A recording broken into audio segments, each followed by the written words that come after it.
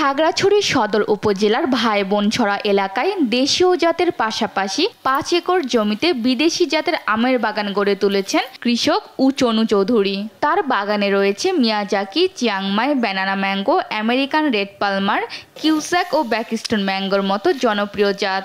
বাংলাদেশের আম্রপালি আমের চাহিদা তো আছে, পাশাপাশি বিদেশে লাল আমটা কিন্তু প্রচুর এখনো মূল্য আছে আর কি, দাম আছে, যার কারণে আমি বিদেশি আমের প্রতি ঝুঁকেছি।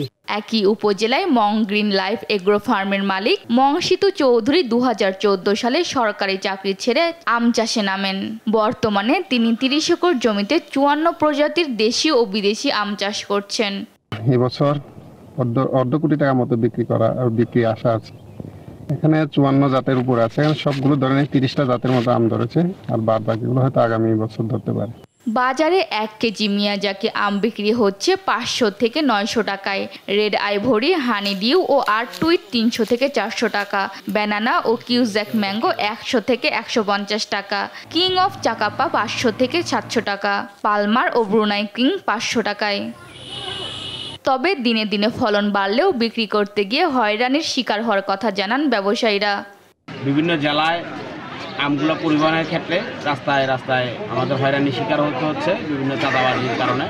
যদি সরকারি টুল কেন্দ্রগুলোয় আমাদের কাছ থেকে সরকারি নির্দেশনা মোতাবেক কৃষি মন্ত্রণালয়ের নির্দেশনায় যদি সরকারি টুলগুলো আদায় করতো, তাহলে আমাদের জন্য, কৃষকদের জন্য সুবিধা হতো।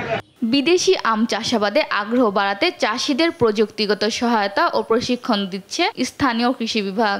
সরকারি হর্টিকালচার সেন্টারের মাধ্যমে এই আমগুলির চারা তৈরি করে, কলমের মাধ্যমে চারা তৈরি করে আমরা কিন্তু কৃষকদের মাঝে ছড়িয়ে দেওয়ার ব্যবস্থা করছি, এবং আশা করি আগামী ২-৩ বছরের মধ্যে পাহাড়ে এই সমস্ত জাতের আমের একটা ব্যাপক বিস্তৃতি লাভ করবে।